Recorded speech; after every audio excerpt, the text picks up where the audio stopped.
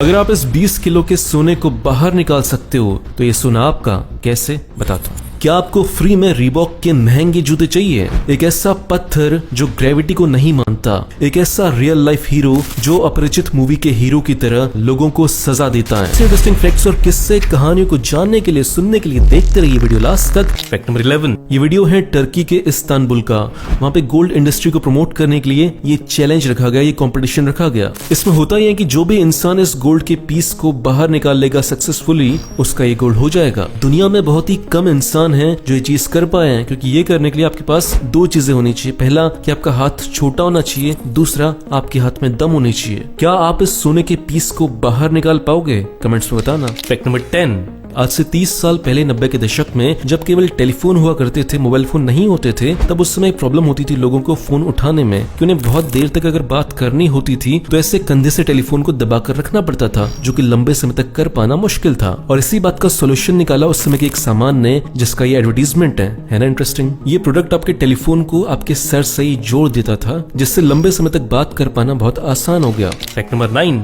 आपने अपने आसपास जितने भी तलाक देखे होंगे, डिवोर्स देखे होंगे, वो शादी के लगभग 2-3 साल में, 4 साल में हो जाते हैं, क्योंकि इस टाइम पे पता चल जाता है कि आपका पार्टनर कैसा है। लेकिन क्या लगता है कि सबसे लंबे समय के बाद दुनिया में तलाक कब हुआ होगा? बात है इटली के रहने वाले कपल की, जिसमें हस्बैंड का नाम था एंटोनियो और वाइफ का नाम था रोसा। एंटोनियो की उम्र है 98 साल और रोसा की उम्र है 96 साल। एंटोनियो को शादी के 77 साल बाद ये पता चला कि उसकी बीवी का 1940s में एक बंदे के साथ अफेयर चल रहा था। ये बात जानने के बाद एंटोनियो गई रोसा के पास और उन्हें पकड़ा दिए सीधे तलाक के कागज। आपको क्या लगता है, शादी के इतने साल के बाद क्या तलाक लेना सही था या फिर एंटोनियो को माफ कर देना चाहिए था रोसा को? फैक्ट नंबर 8, ये वीडियो जो आप देख रहे हैं ये है स्वीडन का। वहाँ पे रीबॉक कंपनी ने एक बहुत ही इंटरेस्टिंग मार्केटिंग कैंपेन चलाया जो बहुत पॉपुलर हुआ। इस कैंपेन में हुआ ये कि उन्होंने रोड के बगल में एक बूथ लगा दिया जो ये मेजर करता है कि कितनी स्पीड से लोग भाग रहे हैं, और अगर इस बूथ के सामने आप 17 किलोमीटर प्रति घंटा से ज्यादा स्पीड से दौड़ पाओगे तो आपको मिलते हैं रीबॉक के शूज, वो भी बिल्कुल फ्री।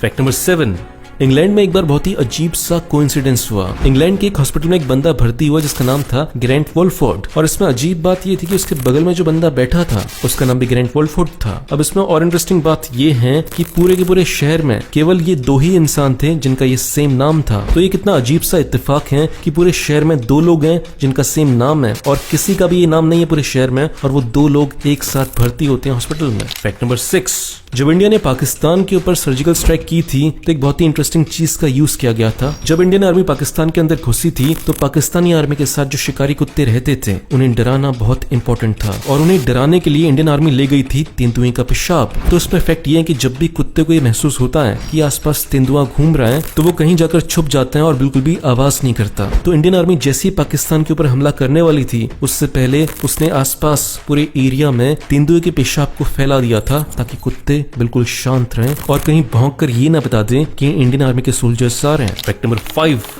बात है साल 1871 उरुग्वे देश की। एक बंदे का नाम था जिसका नाम था रेमोन। वो जिस शिप में बैठा था वो शिप डूब गया और बहुत सारे लोगों की मौत हो गई, केवल कुछ ही लोग बच पाए, उसी में से एक था रेमोन। रेमोन इस हादसे के बाद इतना ज्यादा डर चुके थे कि उनको रात को सपने आते थे डरावने, जिसमें वो डूब रहे होते थे और वो चिल्लाकर उठ जाते थे ये बोलते हुए कि मुझे बचा लो, मुझे बचा लो। तो इस हादसे के बाद उन्होंने कसम खाई कि वो आज के बाद कभी भी शिप के ऊपर नहीं बैठेंगे। लेकिन साल 1912 में जब टाइटैनिक आया तो उन्हें बताया गया कि टाइटैनिक शिप आज तक का बना हुआ सबसे खतरनाक आधुनिक शिप है। इस पे वायरलेस टेलीग्राफ नाम की टेक्नोलॉजी लगी हुई है, जिससे अगर शिप में कुछ भी खतरा होता है तो वो ये मैसेज पूरी दुनिया में बहुत जल्दी पहुंचा सकते हैं, इसलिए टाइटैनिक सेफ है। तो बहुत ज्यादा हिम्मत जुटाने के बाद वो टाइटैनिक में एक बार दोबारा बैठे, और फिर जो टाइटैनिक के साथ हुआ वो आप सब जानते हैं, और उसी हादसे में रेमोन की मौत हो गई। फैक्ट नंबर 4, जब भी आप रात को बाहर निकलते हैं तो हम कीड़ों की आवाज सुनते हैं, टैं टैं पैं पैं करते रहते हैं बहुत जोर जोर से। वो आवाजें असल में होती क्या है? 2 कारणों से वो आवाजें की जाती है। पहला कारण है कि मेल या फीमेल अपने पार्टनर को सेक्स के लिए आकर्षित कर रहा है। दूसरा कारण है कि सेक्स करते समय जो आवाज आती है वही आवाज आपको सुनाई देती है। तो दोनों के दोनों कारण ठरक से रिलेटेड है, और हमें लगता था कि केवल इंसान ही ठरकी होते हैं, यहाँ कीड़ों ने आतंक मचा रखा है। फैक्ट नंबर 3, जर्मनी देश में आज से 500-600 साल पहले बहुत ही इंटरेस्टिंग चीज होती थी कि जब भी हस्बैंड और वाइफ के बीच में लड़ाई हो जाती थी और वो कोर्ट में जाते थे तो कोर्ट उनसे बोलता था कि आप एक्चुअली में लड़ाई लड़ो,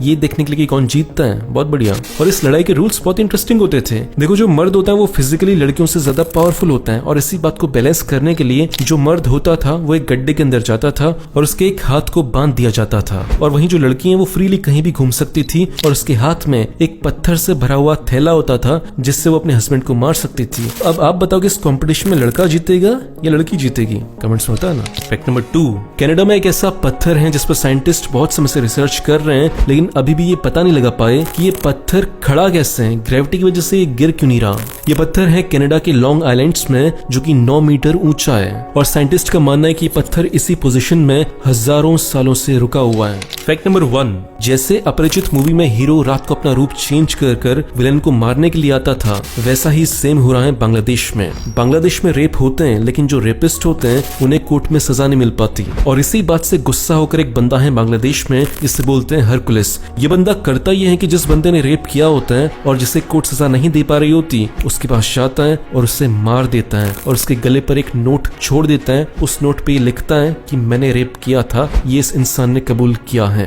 अब ये करना सही है या गलत है, आपको क्या लगता है? कमेंट्स में बताना। दोस्तों वीडियो के लास्ट में मैं आपसे केवल एक बात बोलना चाहूंगा कि वीडियो अगर अच्छा लगा तो 2 काम करो। पहला तो इसे लाइक करो, दूसरा इस वीडियो को अपने दोस्तों के साथ शेयर करो ताकि उनको भी पता चल सके कि आप कितनी इंटरेस्टिंग चीजें देखते हो। बाकी ऐसा करने से जो मेरे चैनल को सपोर्ट मिलेगा उसके लिए थैंक यू। मिलते हैं अगले वीडियो में, बाय।